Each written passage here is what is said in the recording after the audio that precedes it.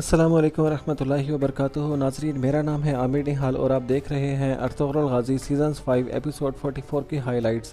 ناظرین، اس ایپیسوڈ کے آغاز میں ارطغرل صاحب عالم چک اور باقی سپاہیوں کے ساتھ موجود ہوتے ہیں اور ارطغرل صاحب کہتے ہیں کہ تمہیں جو کچھ بھی چاہیے وہ میرے پاس نہیں ہے، البتہ مجھے یہ پتہ ہے کہ وہ کہاں پر ہے اور اس تک پہنچنے کا ایک ہی راستہ ہے جو کہ صرف مجھے ہی پتہ ہے۔ یہ سنتے ہی کمانڈر علن چک کہتا ہے کہ وہ کون سا راستہ ہے، مجھے بتاؤ۔ اس پر ارطغرل صاحب کہتے ہیں کہ پہلے اس راستے کو کھولنے والی چابی تمہیں میرے حوالے کرنی ہوگی اور وہ چابی میرا بیٹا عثمان ہے۔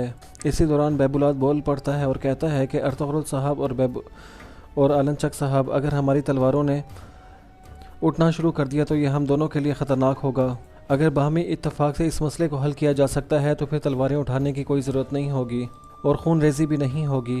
یہ سننے کے بعد کمانڈر علن چک اپنے سپاہیوں کو خیمے سے باہر بھیج دیتا ہے۔ دوسری طرف ملک شاہ البل کے خاتون کی کنیز کے پاس جاتا ہے اور کہتا ہے کہ یہ خط ارطغرل صاحب نے البل کے خاتون کی طرف بھیجا ہے اور یہ بہت خفیہ خط ہے، صرف البل کے خاتون کو ہی دینا ہے۔ دوسری طرف دوسرے خیمے میں ارطغرل صاحب علن چک سے کہتے ہیں کہ اگر مجھے میرا بیٹا عثمان نہیں ملا تو تمہیں وہ کچھ نہیں ملے گا جو تم چاہتے ہو۔ اس سے پہلے کہ وہ چیز میں تمہیں دے دوں، مجھے پہلے میرا بیٹا چاہیے۔ یہ سن کر کمانڈر علن چک کہتا ہے کہ ٹھیک ہے، میں تمہارے ساتھ مذاکرات کرنے کے لیے تیار ہوں، میں تمہارا بیٹا دیتا ہوں، تم مجھے صندوق دے دو۔ اس پر ارطغرل صاحب کہتے ہیں کہ یہ فوری طور پر نہیں ہوگا، مجھے 3 دن چاہیے۔ اس پر کمانڈر علن چک کہتا ہے کہ ٹھیک ہے، تمہارے پاس 3 دن ہیں، اور مزید یہ کہ اب ان زمینوں کے سردار اعلیٰ بیبولات صاحب ہیں۔ یہ سننے کے بعد ارطغرل صاحب کہتے ہیں کہ سردار اعلیٰ کا عہدہ تلوار سے حاصل کیا جاتا ہے، کسی اور کی تلوار کے سائے میں نہیں۔ اس کے بعد کمانڈر علن چک کہتا ہے کہ جو میں چاہتا ہوں وہ مجھے فوراً لا کر دے دو تاکہ میں تمہاری جان بخش دوں اور واپس تمہیں سردار اعلیٰ بھی بنا دوں۔ اس پر ارطغرل صاحب کہتے ہیں کہ لومڑی کے گلے میں لگائے ہوئے پٹے سے آپ ایک بھیڑیے کو نہیں پال سکتے۔ اس کے بعد ارطغرل صاحب حکیم ارطغ صاحب اور حائمہ خاتون کو لے کے وہاں سے چلے جاتے ہیں۔ ناظرین، اس کے بعد آپ دیکھیں گے جیسے ہی دراگوز اپنے گھر میں داخل ہوتا ہے، ترگت صاحب اور بامسی صاحب پہلے سے ہی وہاں پر موجود ہوتے ہیں۔ انہیں دیکھتے ہی دراگوز کے پاؤں کے نیچے سے زمین نکل جاتی ہے۔ اس کے بعد وہ اپنے حواس واپس لاتے ہوئے کہتا ہے کہ ترگت صاحب، بامسی صاحب، آپ یہاں پر کیا کر رہے ہیں؟ آپ نے تو مجھے ڈرا ہی دیا۔ اس پر ترگت صاحب کہتے ہیں کہ ہم نے سوچا کہ زنگوچ سے اس کے گھر جا کر ملا جائے جس نے ہمارے سردار کو بچایا۔ اس کے علاوہ ہم تمہیں یہاں پر ایک فریضہ بھی سونپنے کے لیے آئے ہیں۔ یہ سننے کے بعد دراگوز کہتا ہے کہ آپ کا حکم سر آنکھوں پر، بتائیں میرے لیے کیا حکم ہے؟ میرے بس میں جو کچھ بھی ہوا میں کروں گا۔ اس کے بعد بامسی صاحب کہتے ہیں کہ دراگوز نے ارطغرل صاحب کے ساتھ ایک معاہدہ طے کیا ہے، وہ یہ کہ منگولوں کو اس سرزمین سے نکالنا ہے۔ اس دوران ترگت صاحب اور بامسی صاحب اس کے نقش و نگار کے اوپر بہت زیادہ تجزیہ کر رہے ہوتے ہیں، جیسا وہ اپنے چہرے کے اوپر سے رنگ بدل رہا ہوتا ہے۔ دراگوز کہتا ہے کہ علن چک کتنا ظالم انسان ہے، اس کی سوغات کے اوپر بھی نظر ہے اور قلعے کے اوپر بھی۔ ترگت صاحب کہتے ہیں کہ کوئی بات نہیں، پریشان ہونے کی ضرورت نہیں ہے، ارطغرل صاحب اتنا چاہتے ہیں کہ تم دراگوز کے اور ارطغرل صاحب کے درمیان میں ہونے والے واقعات کے بارے میں ارطغرل صاحب کو خبر دو۔ اس پر دراگوز کہتا ہے کہ ارطغرل صاحب کی دی ہوئی ہر ذمہ داری کو پورا کرنا میرا فرض ہے۔ اس کے بعد ترگت اور بامسی صاحب وہاں سے چلے جاتے ہیں۔ دوسری طرف کائی قبیلے میں البل کے خاتون بہت زیادہ بے چینی سے ٹہل رہی ہوتی ہیں اور اس دوران اپنے آپ سے باتیں کرتے ہوئے کہتی ہے کہ بھائی جان، آپ کو کیا ہو گیا ہے اور آپ کن چکروں میں پڑے ہوئے ہیں؟ اس دوران وہاں پر مینگو آتی ہے اور ارطغرل صاحب کی طرف سے بھیجا ہوا خط البل کے خاتون کو دیتی ہے اور کہتی ہے کہ ارطغرل صاحب کی طرف سے یہ خط آیا ہے جو کہ بہت اہم ہے۔ اس کے بعد وہ کنیز وہاں سے چلی جاتی ہے اور البل کے خاتون وہ خط کھول کر پڑھنا شروع کر دیتی ہیں۔ خط میں لکھا ہوتا ہے کہ البل کے خاتون، مجھے ماضی میں بھی اعتماد تھا آپ کے اوپر کہ انشاءاللہ آپ ہمیشہ حق کا ہی ساتھ دیں گی، اور اب آپ کا اعتماد دکھانے کا وقت آ گیا ہے۔ میں چاہتا ہوں کہ آپ اس طرح کی ایکٹنگ کریں کہ آپ میرے خلاف ہیں اور آپ میری معلومات اکٹھی کر رہی ہیں۔ عثمان کی زندگی کا انحصار آپ کی دی ہوئی معلومات پر ہے۔ جب آپ روانہ ہوں گی تو میں آپ کو راستے میں ملوں گا۔ خط پڑھنے کے بعد البل کے خاتون کہتی ہیں کہ یا اللہ، ان ظالموں کے خلاف ارطغرل صاحب کی مدد فرما۔ اس کے بعد وہ تیزی سے بیبولات کے خیمے کی طرف جاتی ہیں، لیکن ایک سپاہی ان کو روک لیتا ہے اور کہتا ہے کہ کمانڈر صاحب اور بیبولات صاحب ملاقات کر رہے ہیں، ابھی آپ نہیں جا سکتی۔ اس پر البل کے خاتون کہتی ہیں کہ اندر جاؤ اور جا کر یہ بتاؤ کہ سردار اعلیٰ بیبولات صاحب کی بہن آئی ہیں۔ اس کے بعد وہ سپاہی وہاں سے چلا جاتا ہے اور خیمے کے باہر البل کے خاتون کان لگا کر سنتی ہیں۔ اس دوران بیبولات علن چک سے کہتا ہے کہ آپ نے مجھے سردار اعلیٰ تو بنا دیا ہے، لیکن آپ سابقہ سردار اعلیٰ سے بھی بات کرنا چاہتے ہیں اور ان سے بھی کوئی معاہدے کرنا چاہتے ہیں، اس کی کیا وجہ ہے؟ اس پر علن چک کہتا ہے کہ فی الحال میں نے جھوٹے وعدوں سے ارطغرل کو بیوقوف بنایا ہے، لیکن جس وقت وہ چیز جو میں چاہتا ہوں ارطغرل میرے پاس لائے گا تو میں ارطغرل کو زہر دے دوں گا۔ میرا نہ تو یہ ارادہ ہے کہ میں عثمان کو واپس دوں اور نہ ہی میرا یہ ارادہ ہے کہ ارطغرل کو چھوڑ دوں۔ اس کے بعد بیبولات کہتا ہے کہ آپ نے عثمان کے ساتھ کیا کیا ہے؟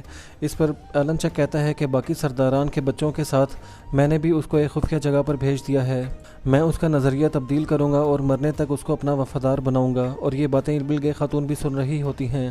اس کے بعد ایلن چک کہتا ہے کہ باقی سرداران کو اور باقی بھائیوں کو مارنے کے بعد اس قبیلے کا سردار میں اس بیٹے کو بناؤں گا جس کا میں نے مائنڈ واش کیا ہوگا۔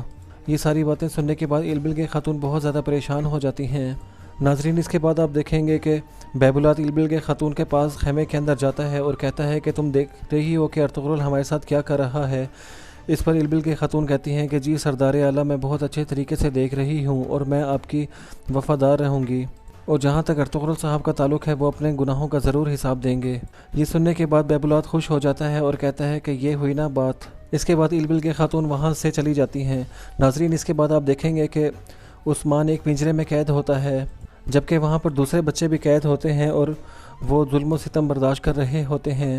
پنجرے میں موجود عثمان یہ سارا منظر بہت زیادہ حیرانگی سے دیکھ رہا ہوتا ہے۔ اس دوران وہاں پر موجود ایک عجیب سا آدمی کہتا ہے کہ کھوپڑی تک ان بچوں کے سر موڑ دو اور ان کو بھاپ دو اور دھوپ میں بٹھا دو اور ان کے کانوں میں ہر روز ایک سرگوشی کرو، وہ یہ کہ میں چنگیز خان کا نوکر ہوں، میں چنگیز خان کا نوکر ہوں۔ نعوذ باللہ۔ ناظرین اس کے بعد آپ دیکھیں گے کہ ترگت صاحب اور مرگان صاحب اور بامسی صاحب جنگل میں ایک جگہ پر گھات لگا کر بیٹھے ہوتے ہیں۔ اس دوران بامسی صاحب مرگان صاحب سے کہتے ہیں کہ بھائی اتنا وقت گزر چکا ہے لیکن کوئی بھی آتا ہوا نظر نہیں آ رہا، کیا تمہیں یقین ہے کہ قاصدین یہاں سے ہی آئیں گے؟ اس پر مرگان صاحب کہتے ہیں کہ ارطغرل صاحب نے جن قاصدین کے بارے میں ذکر کیا تھا وہ یقیناً اسی راستے سے گزریں گے، اور مجھے اس بات کا پکا یقین ہے سپہ سالار بامسی صاحب۔ اسی دوران مرگان صاحب کو وہ خیال آتا ہے جس وقت ارطغرل صاحب نے ترگت صاحب، بامسی اور مرگان سے کہا تھا منگولوں کے قاصدین باقاعدگی سے یہاں سے پیغام لیتے آتے جاتے ہیں، یہ قاصدین ہلاکو خان کے پیغام ایلن چک کو بھجواتے ہیں، ہم ان کے ملاقات کے مقام پر ان پر حملہ کریں گے۔ ترگت صاحب پوچھتے ہیں کہ بھائی ہم یہ کیسے کریں گے؟ اس پر ارطغرل صاحب کہتے ہیں کہ ہلاکو خان کی طرف سے ایلن چک کے لیے ایک اور نیا حکم آ رہا ہے، ہم ان قاصدین کو روک کر ان کے منہ کھلوائیں گے اور پھر مرگان ان پر سرایت کر جائے گا، اور اس طرح ہلاکو خان کی طرف سے آنے والا ہر حکم مرگان کے ذریعے ہم تک پہنچے گا۔ یہ خیال آتے ہی مرگان صاحب مسکرا دیتے ہیں۔ اسی دوران قاصدین گھوڑوں پر سوار ہوئے وہاں سے گزرتے ہیں۔ یہ دیکھتے ہی ترگت صاحب کہتے ہیں کہ یہی ہیں وہ بزدل۔ اس کے بعد وہ تینوں راستے میں آ جاتے ہیں، انہیں دیکھتے ہی قاصدین بھی گھوڑوں سے نیچے اتر آتے ہیں۔ اس کے بعد وہ ان کے اوپر حملہ کر دیتے ہیں اور وہاں پر شدید لڑائی شروع ہو جاتی ہے۔ اس دوران ترگت صاحب، بامسی صاحب اور مرگان صاحب تمام لوگوں کو جہنم وصل کر دیتے ہیں اور ان کے سربراہ کو چھوڑ دیتے ہیں۔ اس کے بعد وہ سربراہ کے کپڑوں میں سے فرمان نکال لیتے ہیں۔ اس دوران ترگت صاحب اس سے کہتے ہیں کہ تم ہمیں اب بہت کچھ بتاؤ گے۔ اس کے بعد وہ لوگ اس کی تفتیش شروع کر دیتے ہیں۔ ناظرین اس کے بعد آپ دیکھیں گے کہ منگول سپاہی عثمان کے دماغ کو معاف کرنے کے لیے اس کو پنجرے سے نکالتے ہیں۔ اس دوران عثمان بہت زیادہ چیختا ہے اور چلاتا ہے۔ دماغ معاف کرنے والا آدمی کہتا ہے کہ یہ بچہ کون ہے جس کی نگاہوں میں مجھے آسمان کی سطح ہی نظر آ رہی ہیں؟ اس پر وہاں پر موجود ایک سپاہی کہتا ہے کہ یہ ارطغرل کا بیٹا عثمان ہے۔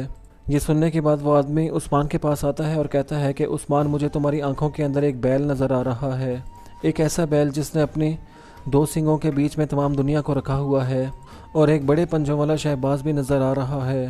مجھے تمہاری آنکھوں کے اندر بھی وہ خون نظر آ رہا ہے جو کہ پوری دنیا کو اپنے پنجوں کے نیچے رکھے گا۔ اس کے ساتھ ہی وہ اپنا روایتی ڈانس کرنا شروع کر دیتا ہے۔ اس کے ساتھ ہی ارطغرل صاحب کا بیٹا عثمان اس کے اوپر حملہ کرتا ہے اور وہاں سے بھاگنے کی کوشش کرتا ہے۔ اس دوران وہ آدمی کہتا ہے کہ اس بچے کو نقصان نہ پہنچانا۔ کچھ دیر مزاحمت کرنے کے بعد عثمان پکڑا جاتا ہے۔ اس کے بعد وہ سربراہ کہتا ہے کہ یہ اب تک کا سب سے قیمتی بچہ ہے، اس کو ایک علیحدہ جگہ پر رکھو، میں خود اس کی دیکھ بھال کروں گا۔ ناظرین اس کے بعد آپ دیکھیں گے کہ ایلبل خاتون جنگل میں سفر کر رہی ہوتی ہیں۔ اس دوران وہ ارطغرل صاحب کی طرف سے چھوڑے گئے تیروں کو دیکھتے دیکھتے سفر کر رہی ہوتی ہیں۔ اسی دوران وہ ایک مقام پر جا کر پہنچتی ہیں جہاں پر ارطغرل صاحب بھی موجود ہوتے ہیں۔ ارطغرل صاحب کو دیکھتے ہی وہ گھوڑے سے اتر جاتی ہے اور ارطغرل صاحب اس کے پاس آ کر کہتے ہیں کہ کیا آپ کو کچھ پتہ چلا؟ ایلبل خاتون کہتی ہیں کہ جی مجھے پتہ چل گیا ہے، میں نے چھپ کر ایلن چک اور بیبولات کی باتیں سنی ہیں، ان کا کوئی ایسا ارادہ نہیں ہے کہ وہ آپ کو عثمان واپس کر دیں۔ یہ سنتے ہی ارطغرل صاحب کو بہت زیادہ غصہ آنے لگتا ہے اور وہ کہتے ہیں کہ میں جانتا تھا کہ وہ پہلے سے ہی گندا کھیل کھیلنے کی کوشش کر رہے ہیں، جب اس کو میں وہ کچھ دے دوں گا جو اس کو چاہیے تھا تو یقیناً وہ میرے بیٹے کو قیدی بنا لے گا اور مجھے مارنے کی کوشش کرے گا۔ اس کے بعد البل کے خاتون کہتی ہیں کہ ایک خفیہ جگہ پر انہوں نے عثمان کو بھیج دیا ہے اور وہاں پر اس کا مائنڈ واش کریں گے اور وہ اس کو اپنا غلام بنا لیں گے، یہاں تک کہ ان کا یہ بھی ارادہ ہے کہ وہ کئی قبیلے کا سردار اس کو بنا دیں اور موزوں وقت پر وہ آپ کو اور آپ کے سارے بھائیوں کو بھی مار دیں گے اور عثمان کو اپنے اشاروں پر چلائیں گے۔ یہ سننے کے بعد ارطغرل صاحب کہتے ہیں کہ عثمان کو یقیناً ہمیں ہر حال میں اس خفیہ جگہ سے بچانا ہوگا، کیا آپ کو اس خفیہ جگہ کا نام پتہ ہے؟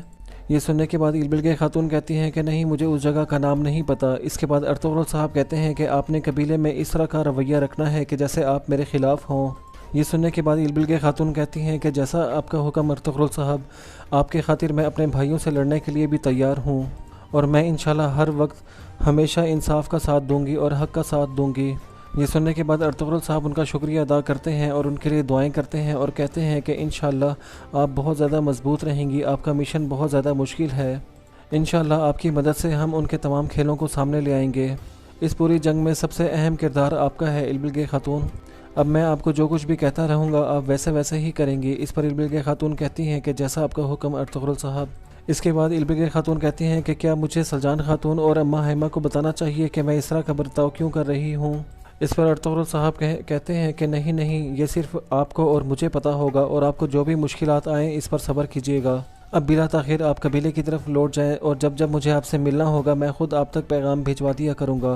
ناظرین، اس کے بعد آپ دیکھیں گے کہ کمانڈر آلن چک بیبولات کے ساتھ سوغوت کے سرائے میں داخل ہوتا ہے۔ انہیں دیکھتے ہی دراگوز خوش آمدید کہتا ہوا ان کے سامنے چلا جاتا ہے اور جیسے ہی وہ آلن چک کے گھوڑے کی لگام پکڑنے کے لیے آگے بڑھتا ہے تو کمانڈر آلن چک اس کو ٹانگ مار کے نیچے گرا دیتا ہے اور کہتا ہے کہ کیا میں اپنا گھوڑا تم جیسے معذور آدمی کے حوالے کروں گا؟ اس کے بعد دراگوز وہاں سے اٹھتا ہے اور چلا جاتا ہے۔ اس کے بعد کمانڈر آلن چک کہتا ہے کہ اے سپاہیوں، کیا دراگوز آ گیا ہے؟ اس پر سپاہی کہتے ہیں کہ جی وہ آ گیا ہے۔ اس کے بعد کمانڈر آلن چک بیبولات سے کہتا ہے کہ جس وقت تمہارا سامنا اپنے باپ کے قاتل سے ہوگا تو غصے میں آنے کی جرت بھی مت کرنا۔ یہ سنتے ہی بیبولات کہتا ہے کہ آپ بالکل بھی پریشان نہ ہوں، مجھے پتہ ہے کہ کس وقت الباستی بننا ہے اور کس وقت بیبولات بننا ہے۔ اس کے بعد وہ لوگ سرائے کے اندر داخل ہو جاتے ہیں اور یہیں پر اس ایپیسوڈ کا اختتام ہو جاتا ہے۔ امید ہے کہ آپ کو یہ ویڈیو پسند آئی ہوگی۔ مزید ریگولر اپڈیٹس کے لیے اسلامک سائنس کو سبسکرائب کریں اور ساتھ ہی بیل آئیکن کو پریس کریں۔ السلام علیکم ورحمۃ اللہ۔